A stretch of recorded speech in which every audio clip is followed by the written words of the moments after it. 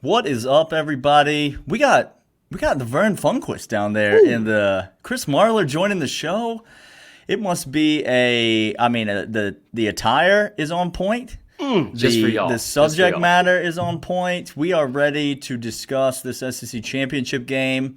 All of our teams are playing in it, and so it should be a fun time. We should be able to just get right it. Oh, I'm sorry. Yeah. Yeah. I apologize. But let's talk about the SEC championship game today on the Locked On Bulldogs podcast. That was a fantastic start. First off, I want to apologize for the fact that you've already lost listeners for sure. Yeah, no, they turned it on for 1 second and it was like, nope, shut it down. Yeah, shut fuck that, thing. dude. That's, but that was a fantastic troll. Bama's not in it. Like anybody that doesn't know me, it's nice to meet you guys. First off, Yeah, it's good to have you. I've been doing media stuff. I always say that I'm like an unbiased member of the media, and no one believes it. Like not even myself. No. But no, I can be. I grew up a Bama fan. I'm very transparent about that. I don't let it affect all the time, like being objective. And I know a lot of Georgia fans will disagree with that, but thank God you guys won the national championship. So I got some less homer shout outs or call outs, I guess, on Twitter. So Yeah, there was a lot of pent-up hostility that got directed your way, I'm sure, from the fan base, perfectly willing to admit that. And so, yeah, I brought all that on myself. I'll be the honest. the tension has eased around here a little bit. But you really endeared yourself to Georgia fans. Mm-hmm. The most viral clip of the season on Georgia Twitter is you pre-Tennessee week on your pod, on your show, talking about Tennessee's chances to upset Georgia in Athens. And so I feel like some Georgia fans are coming around to your brand. It's been weird because usually it's like a running joke with the work or just people in general that know me. Because anytime I meet someone, they're like, "Oh, you're Vern Funquist," and I'm like, I honestly assume they're gonna hit me in the face or or I've said something to offend them, and it for the most part has gone over somewhat well. But everyone knows I get back in a back and forth with Georgia fans all the time. I grew up in the state. I've always been a Bama fan. I'm a bit of an asshole and sarcastic about stuff. And, and I honestly, again, I wasn't joking. I brought almost all that on myself. And I'm not being a dick when I say this, but after 40 years, you guys did have some pinup stuff and deserved to. And it was an awesome win and season, all that kind of stuff. That's exactly right. We did a cathartic dumping the season before when it was a horrible loss at the hands of Alabama. We did just a whole cathartic dumping to get that demon out, and then we come back and get the thing. So we understand. And that pressure valve has popped and there's some steam let off. So today we're talking SEC week. We're talking big picture SEC for the next 5 years. Daniel's got some questions for you. We got some questions. And then we're going to talk about the championship game and then kind of just maybe some SEC top guys, who showed out this year, who should be all SEC, all American, all that sort of stuff. So let's start, Daniel, with the question that you had for him. Yeah, let's do SEC. I want to do, as you look at the landscape of the SEC right now, which obviously you cover the whole sport, Saturday down south, and the whole conference. As you look at the landscape, there's, it's always been Alabama, Georgia. On this podcast, we feel like that balance of power has shifted. You can feel free to disagree, but that's fine. It's Georgia, Alabama right now. When you look 5 years Hold on. Okay. Don't start any of this shit about Georgia, Bama versus Bama, Georgia, like you guys do with Georgia, Florida all the time.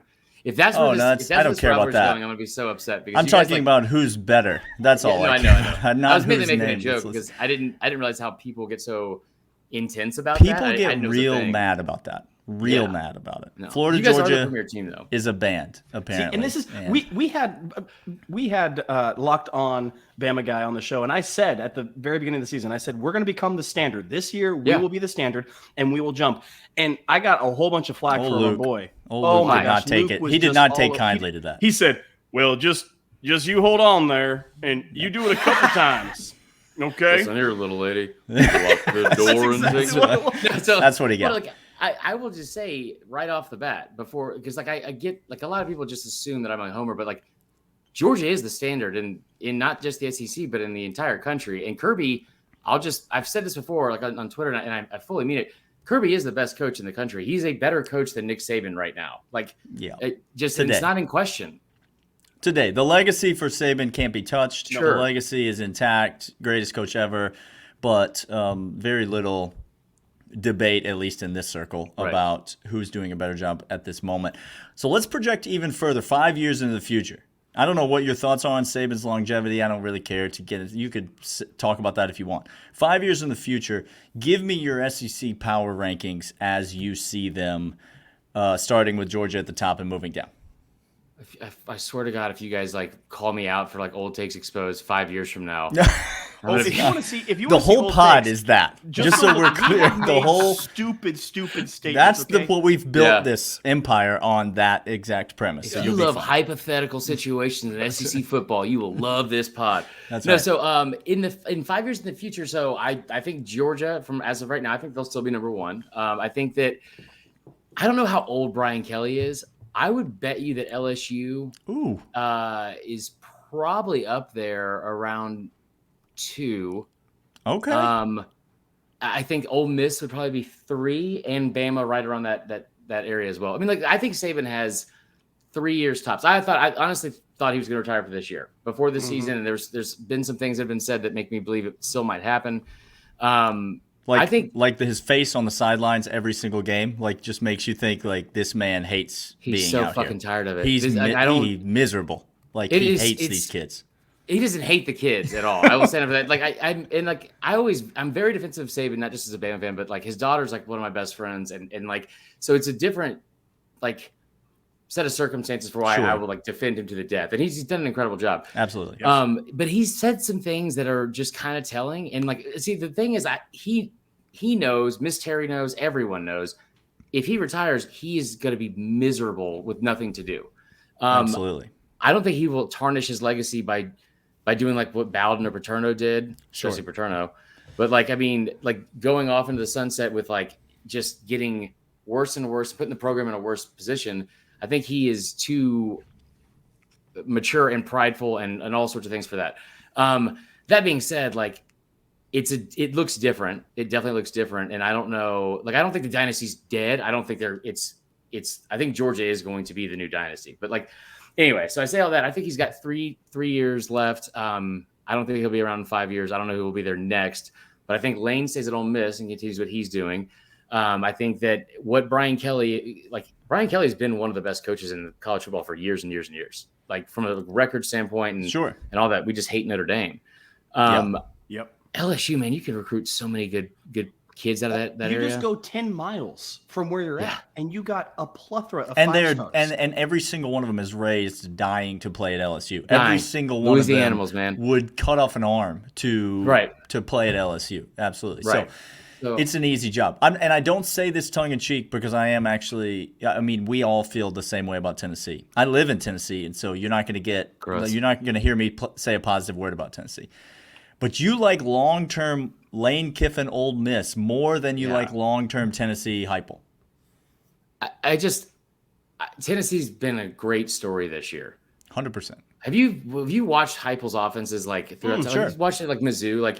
It's not Here we go. Conducive to be a great team. He's a great quarterback. He's got a couple good, really good receivers, and I do think that program is back, especially with NIL. NIL is going to bring back all of these dormant traditional powerhouses because they also have boosters. Because the boosters are jonesing for it. Yeah.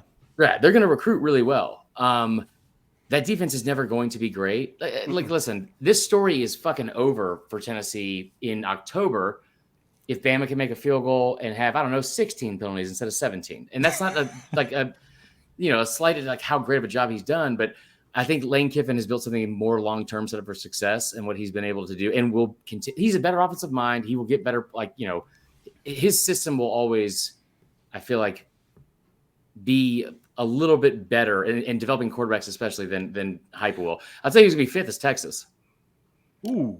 Oh, you like Texas long-term more than Sark still there in 5 years? Or is Sark at Alabama in 5 years? I hope not for that. Let's go in 30 seconds your top 3 Nick Saban successor power ratings. Here we go. So if we could clone him, right? Yeah, today. Okay, good. so today it's Nick Saban 1. Yeah, that's fine. That's fair. Listen, modern science, you could live to 130, you could do it. years old. You could do it. They're doing crazy stuff with lambs. Just and the man's sheep. head in a jar on the side. I don't know how it all works. It's science. Yeah. I love that you said in 30 seconds like that was ever going to happen for me. Yeah, sure. I apologize. So no, so I will say one, I would probably put Kiffin. Yeah. Two, and I haven't really given this whole thing a lot of thought, but like two, I just anybody but Dabo. Like I definitely don't want Dabo. I think there's gonna be some coaches over the next couple of years that'll be interesting to see how they like if Lanning continues what he's doing. Would love to have him like be like that coach because he can recruit and like still comes from around that tree with Kirby. Yeah. The person I want is Kirby, and it's not going to ever happen. And like I miss him so much. I miss him in that little pot belly, 40-inch vert having just own haircut making. Oh, God, I miss, you know what I miss? Right. I just miss the intensity of it fucking mattering. Yeah, that's what I really miss. If whoever can do that, I want that. See, and this is what's so we've tried to say on this program 1,000 times, and every time we say 1,000 times we would never trade for another coach in America in a million years. Alabama would today because of the longevity that Kirby has. And this is, I think, the point of what you're saying. Kirby is that guy. Lane is a hot take. I mean, maybe not a hot take because you're right. He does have the ability to I think he's got to be the first call. I think he's got to be the first call. He will be. I think it's part of why he didn't go to Auburn, but also he's said out loud, like, you got to be an idiot to take that job after Saban. And then I think, Lane's the first call, and if he turns you down, you go Hugh Freeze. You just go straight up Hugh Freeze, the second call. Daniel, hold on. Brian I would like to just do like a coach by committee type deal. Like, but it's only like it's like a, those episodes of like The Office, like here's the best clips from blah, blah, blah. Like, but it's just like all the old guard, like, Will Muschamp, Kevin Steele, everybody that's got like the same like U.S. senator type, like there's no term limits. I've been here for fucking 30 years for no reason. Right. All of them. Mike Bobo, everyone. If you had on the bingo sheet 1147 when we turned U.S. politics, then you take a shot. We're going to come back after this and talk more SEC football. But first, we'll let you know about BetOnline. BetOnline are sportsbook experts. They got everything that you need to make this bet happening right now. Daniel and I will be back tomorrow to talk locks. Daniel, we out here doing locks for days. Whole championship slate of locks. We're giving out locks for every single game. I'm going to make Daniel choose every single game. I'm going to make him don't think I don't have a strong feeling about a Conference USA pick. Call you Dwayne the Lock Johnson, guys. Am I right? Am I right? Yeah. Sorry, Well, wow. This is just, look, okay, 12:25, take another shot. We're going to be back. BetOnline, sportsbook experts, everything that you need, over-unders, season win totals came out, and we cashed on that, Georgia, so I got more money. I got more units to spend on the SEC championship, and you better believe I'm going to be spending them. BetOnline, your official sportsbook of Locked On Podcasts and Locked On Bulldogs. All right, Chris, let's talk SEC championship game. From last year. Yes, last year. Yes, the 2021 SEC championship game. Daniel, I think what he's saying is you can never take it away from him. Don't take that from him. Nick Saban has said you can never take it away. You can never do it. I didn't know he said. I will say this, and most Georgia fans know this about me, and like because we do have like a love-hate relationship in a lot of ways. Sure. I was at the Georgia Tennessee game, man, and it's to this day. It's a wonderful time. It was maybe the most fun I've had watching like a team win, including Bama in like 5 years. I was because I hate Tennessee Twitter for one, but it was just incredible. So yeah. All right, let's talk about this SEC championship game. The Georgia LSU SEC championship matchup has got a ton of history. There's a ton of great games. Most recently, 2019, Kirby got absolutely embarrassed by the team that embarrassed everybody in college football. But let's talk about your general thoughts about this game, and then we'll kind of get into some specific player matchups. But obviously, you probably like Georgia to win this game. But what does LSU do to try to keep it close? Do you think? So you got to bring back Joe Burrow. You got to bring back Justin Jefferson. You got to bring back so there's part of it. Like I've talked to LSU fans. And I really enjoy like LSU fans a lot. Like it's been odd watching their season because they lost to FSU and it was like, Brian Kelly needs to get out of here, man. That fake Southern accent, I'm over it. Like, get out of here. Family. And then they go through the season and they get like the win against Ole Miss and they beat Bama. And then the committee puts them at 5 for absolutely no reason. You mentioned the reason already. The reason when you beat Alabama, you're the best team in college football. That's period. Yeah, like that's it. That's all. Yeah, Tennessee did go to 1, I guess. But But no, so it just makes me think of 2010 South Carolina. Now I have PTSD. So, no, but like I think like you come out the next week when you have a chance to clinch and you look like shit against Arkansas, not a good Arkansas team, a bad Arkansas team.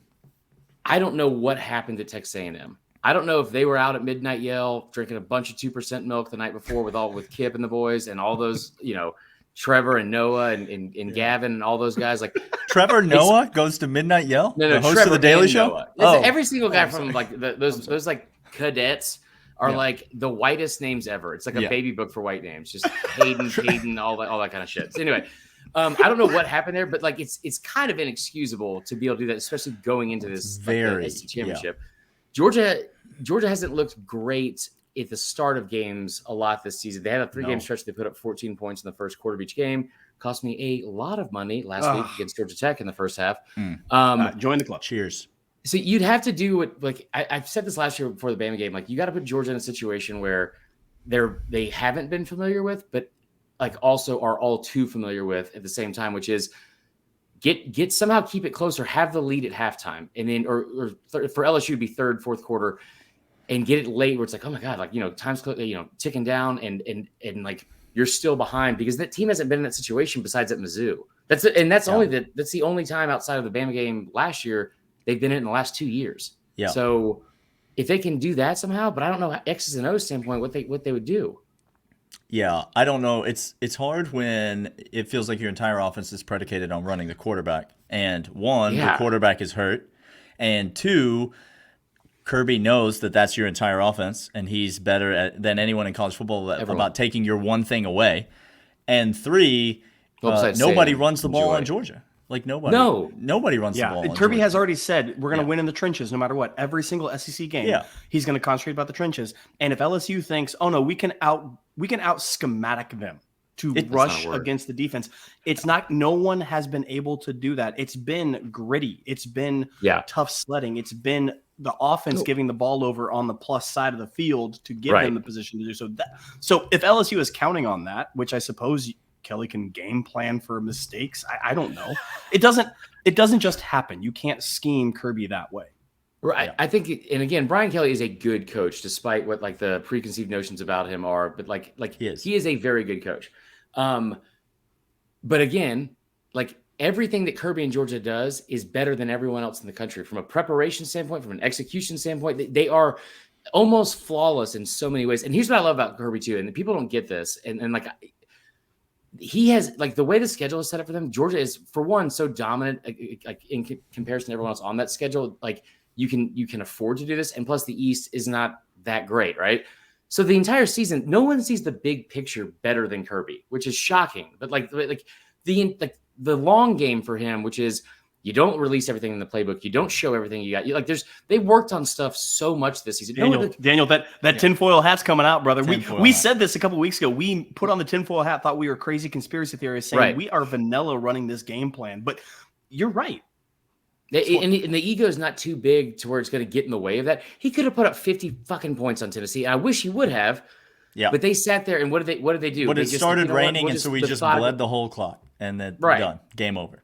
Yeah, I think you'll see that this weekend too. I think that it's going to be close in the first quarter, first half. I think that. But I wouldn't be surprised if they come out and do what they did at Oregon, to be honest, like early on, not for the full game, but like early on, because I think they are definitely capable of doing those things. And you saw it last year against Bama. Darnell Washington had, I don't even know how many catches, but it couldn't have been more than 5 all season. And then the first touchdown drive, Bama pins him at the 6, and I was like, I looked at my buddy. Not a buddy, he's a stranger. I was like, hey, man, all we got to do is just not give up a 94-yard drive. And he's like, I'm a Georgia fan. Stop talking to me. And then it's like 6 plays, 94 yards, capped off by Darnell Washington finally getting involved in the offense. Yeah. Because Todd Monken's one of the best play callers in the country. No, don't talk about that. We're not. Todd Monken's, he's old. Nobody needs him. Nobody wants to hire him. Nobody needs to even know Todd Monken. He's a young Bill O'Brien. Yes, compare him to Bill O'Brien more. That's what we want. Got a better chin, and love inside the 2-yard line. Would love to throw the football. Yeah, you would. Look, here's the deal, Daniel. I'm going to say this right now. The next time that us three are in a Chili's, that place burning down. Yeah, we're gonna get kicked out of that place. Clint and I have famously been kicked out of a Chili's before. It's real. It's become a running joke on the pod. But what happened? I need to know right now. Yeah, it's probably a longer story. Several listeners were involved. Several listeners. We invited the podcast listeners out. The first game of Clemson. Yeah, last year Clemson game in Charlotte. We all met at a Chili's and it didn't end well. They'll start barking. Yeah. Nope. No barking involved. Good for you guys. All right. Just a lot of people around a small little table. Hey, we're gonna come back after this. We're gonna ask Chris some more things. I'm gonna ask a question, maybe about some draft picks and defensive players on the edge, and we're gonna see what he thinks about that. But first, these ads. Daniel, what about those ads, Clint? What about those ads? I didn't call them announcements. Yeah, mind you, they're ads. Heck of a set of ads there that we just heard. Daniel, I'm gonna ask a question, Chris, because there is and this is partly joking but partly serious. Because my first question is: has Will Anderson lived up this year to the hype of Will Anderson coming into the season? Do you think he's lived up to it? What's your assessment so far? Okay, so I'm just gonna say I don't understand why people don't like this kid. And Georgia fans seem to.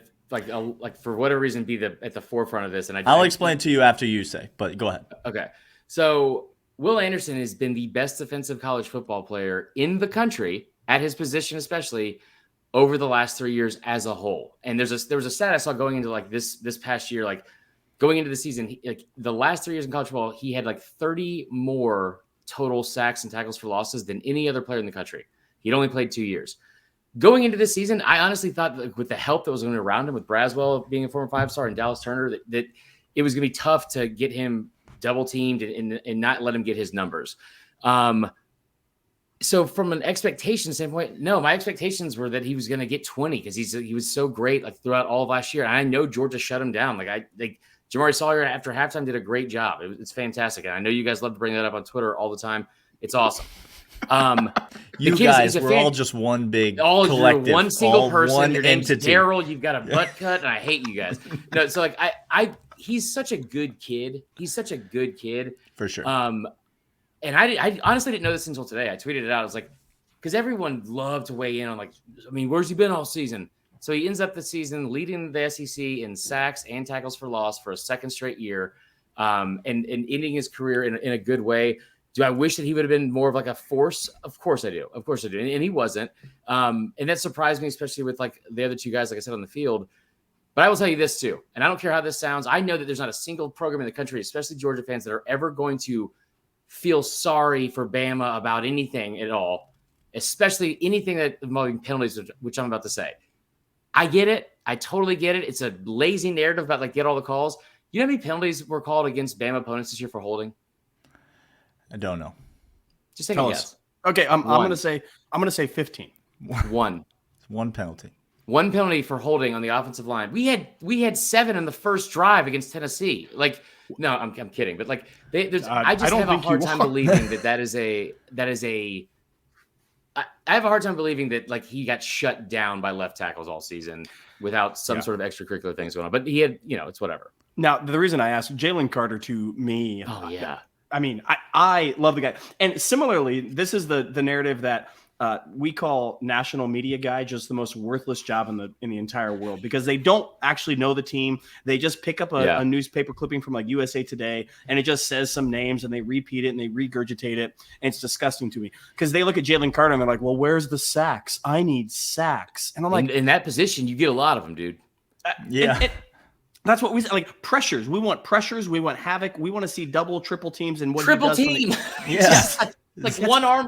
He's the best defensive player in the country. He is a better player this year than Anderson has been. I will say that. And that's where I wanted to go. Like there is no doubt. We've never said Will Anderson, and Daniel is going to comment on this. We never said Will Anderson is not a good player. We've never said that. No, because he's a great player.